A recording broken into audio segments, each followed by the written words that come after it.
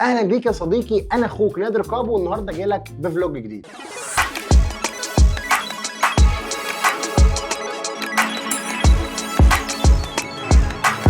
طب يا صديقي، الفلوج ده هنتعلم فيه ازاي نتعامل مع الكلاينت بشكل بروفيشنال، يكون بقى ايه بايا كانت طريقتك. انا بحب مثلا اهزر واضحك، فانا النهارده طالع اتارجت فكره ان انا اهزر واضحك. ومعلومه كده يا صديقي لازم أن تكون فاهمها، انت كمصور المفروض بتاخد ميموري في اي سيشن او الدور ليك، اذا كان ويدنج يا صديقي او اذا كان بتصور شخص عادي في الشارع، انت مهمتك تطلع احسن داتا منه في اليوم ده. فانا النهارده في الفلوج ده طالع اتارجت لك الحته دي، طالع اقول لك يا صديقي ازاي بتعامل مع الكلاينت بتاعي بشكل كده يكون فيه هزار وفيه ضحك. وده شيء مهم جدا، انك العميل لو جاي لك وفي اي ستريس عليه او في اي مشاكل يا صديقي، احنا ما بيفرقش معانا الكلام ده، احنا بنطلع يا صديقي بنهزر وبنضحك وبنخرب الدنيا وبنتشقلب له كده. المهم من الاخر يمين شمال اطلع من العميل بتاعي في قلب السيشن بتاعي احسن داتا ليه، عشان يا صديقي لما يروح البيت يفتح الصور بتاعته اللي انا ابعتها له مثلا، تيجي بقى اتفرج على الصوره دي، هنا كنت بعمل كده، هنا كنت بعمل كده، يقعد يضحك هو والناس اللي كانت معاه في قلب اليوم ده. فيا صديقي فانا بتارجت لك في الفيديو دوت ان احنا ازاي بنتعامل مع الكلاينت. طبعا كل واحد ليه طبيعته، واحد ليه شخصيته، المهم انك انت ما يكونش العميل اللي انت بتصوره تنشن وانت كمان تنشن وتخربوا الدنيا وتقعدوا شويه صور ما يعلم بها الا ربنا. ولازم يا صديقي يكون انت اصلا دمك لذيذ وبتعرف تهزر وتكون فريش كده عشان العميل ما يتخنقش منك. فيلا يا صديقي نتحرك عشان خاطر ما تاخرش على العميل، واتفرج معايا لحد الاخر صدقني هتستفاد. وقبل ما نتحرك يا صديقي ما تنساش تعمل سبسكرايب بتاعك الجميل واللايك بتاعك اللذيذ. ادعي لنا يا صديقي عشان الفتره الجايه تلاقيني بعمل لك فيديوهات تفيدك. وكان فيها يا صديقي فلوج قبل دوت بشرح فيه اختيارك للوكيشن وازاي برضه تتعامل مع الكلاينت بتاعك بشكل صح. ارجع اتفرج عليه. يلا يا صديقي نتحرك على اللوكيشن اللي احنا هنصور فيه. يلا بينا.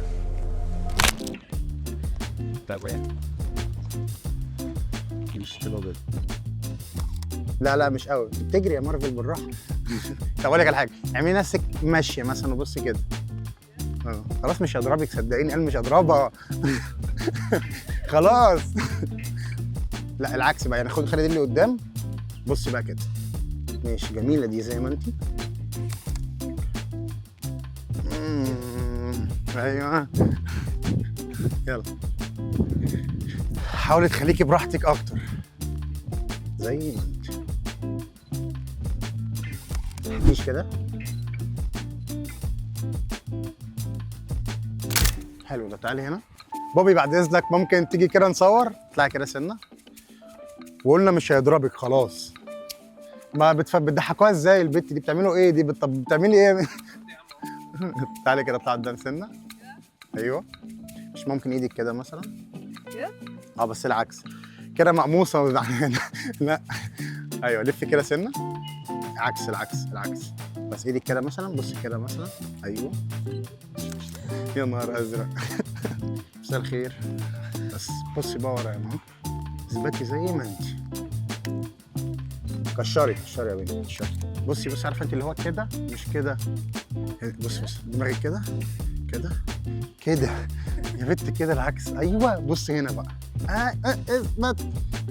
لا دي تظبيط الاستوديو الدلوعه. لا انا كده هندلك بابا فعلا.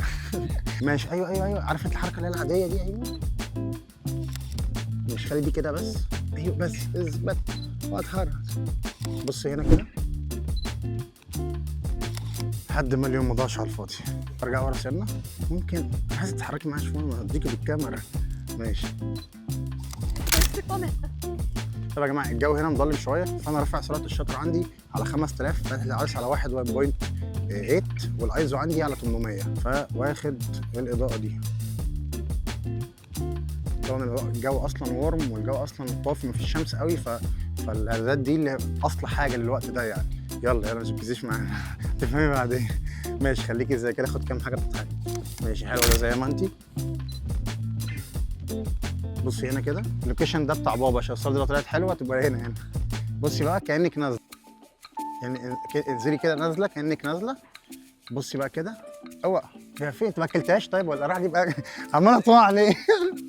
لا بصي كده بقى، عارفه انت اللي هو خطوه ايدك كانك واخده خطوه، بس بصي كده مثلا تضحكي كده. عوجي دماغك كده سنه. ايوه بصي هقعد اعلمك كل شويه. وشك كده. بصي كده هكتبها لك في ورقه على اورتي عشان خاطر ايه. بس تعالي مش هصوركم معايا كام صوره عشان الدنيا ولات عينها، هيبقى الموضوع ده رخم. مساء الخير. انا الصوره هنقسم لفه عشان ايه. طب عليهم شويه، عارف انت لو انت كانك معاهم في الصوره وخلاص. ايوه تطلع بقى صوره لوحديهم، تطلع هتاخد لفه تتصور.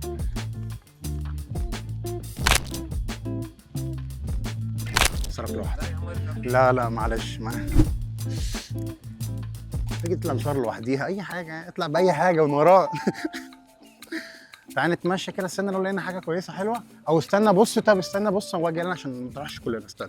طب يا جماعه احنا هنا اخترنا لوكيشن اوسع، فاضطريت نغير ال 35 من 50 مللي ل 35 عشان خاطر اعرف اصور في المكان هنا.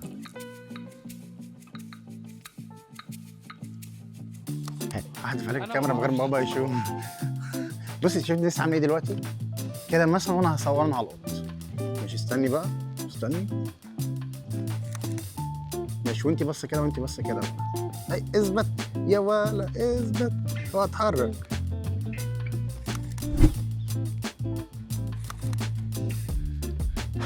انت جايب العمه ولا ايه؟ وانا خليك تاخد عربيتي وتكسرها براحتك عادي. واحنا قاعد 1 2 3 اعملي البلطو كده صعبه. صعبه. ماشي زي ما انت كده. استني احنا لبسناك البلطو بقى، شيح ايه. يلا شد البلطو، رجع البلطو ورا.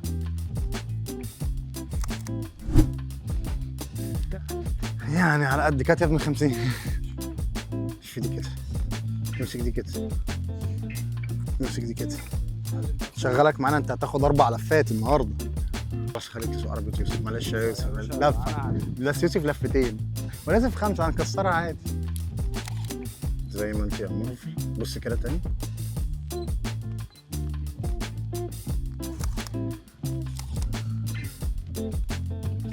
زي ما انت يعني ما بيجي منك. ايش؟ لا حلوين. جميلة فعلا. انا شايف انك فاكر عشان بابا ما يضربناش ونبقى لا غير مش فارقة معايا بيتكلم في التليفون. صح؟ يلا تعالى معانا يا ابني. تعالى نفكر. رجلي كده اهو، ورجلي كده، وهتعملي البلطو كده اهو، وهتبصي هنا كده على الشجره دي. تعبانه يا اختك يا عم، انتوا عايشين معاها ازاي؟ لا بص اقف جنبها عشان لو تجري تلحق. يلا البلطو كده، ايوه احسن عشان سوحت بابا النهارده احسن. هو يسوق العربيه. رجعي البلطو ورا سنك زي ما انت. تحس يا جورج ان اختك بتعرف تتصور. ماشي اعملي كده. لفي كده سنة. انا عايزك عارفه، عايز اقول لك في كده وفي كده وفي كده وفي كده، في حاجات كتيره قوي. خليكي كده زي ما انت.